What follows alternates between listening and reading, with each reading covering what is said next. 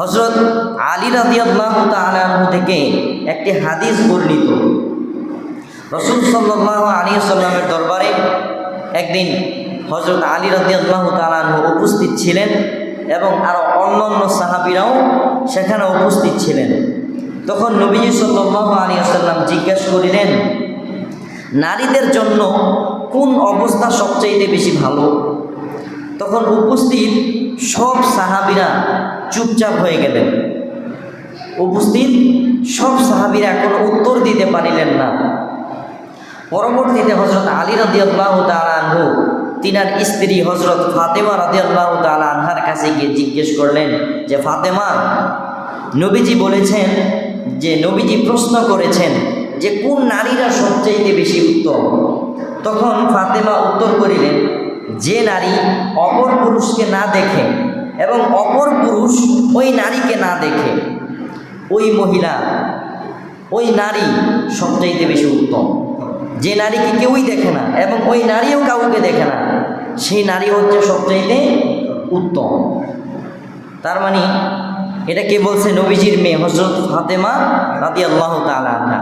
তো এই উত্তর নিয়ে হযরত আলী রাদিয়াল্লাহু তাআলা আনহা গেলেন নবীজির কাছে, গিয়ে বললেন, ইয়া রাসূলুল্লাহ, ফাতেমা বলেছেন যে ওই নারী সবচাইতে বেশি উত্তম যে নারী কোনো পুরুষকেও দেখে না, আবার সেই নারীকেও কোনো পুরুষ দেখতে পায় না, তাহলে সেই নারী হচ্ছে সর্বোত্তম।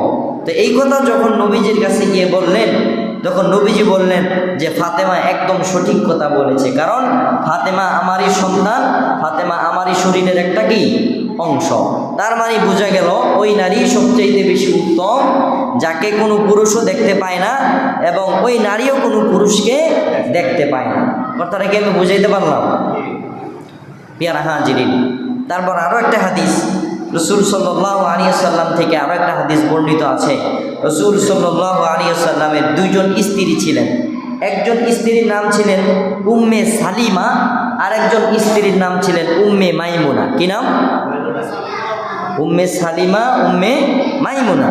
তো নবীজির কাছে এই দুইজন স্ত্রী কাছাকাছি ছিলেন, নবীজির কাছেই ছিলেন। তখন এমন তো অবস্থায় নবীজির একজন অন্ধ সাহাবী, নাম ছিল আব্দুল্লাহ বিন উম্মে মাকতুম। কি নাম? আব্দুল্লাহ বিন উম্মে মাকতুম। এই আব্দুল্লাহ বিন উম্মে মাকতুম তিনি ছিলেন অন্ধ। কি ছিলেন? অন্ধ ছিলেন। এই অন্ধ সাহাবী নবীজির কাছে আসলেন।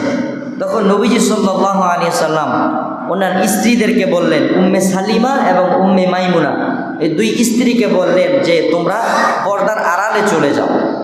তখন নবীজির দুই স্ত্রী ডাক দিয়ে বলতেছে যে, ইয়া রাসূলুল্লাহ, এই আব্দুল্লাহ বিন মাকতুম তিনি কি অন্ধ নহে? তখন নবীজি বললেন, হ্যাঁ, আব্দুল্লাহ অন্ধ। আব্দুল্লাহ কি? অন্ধ।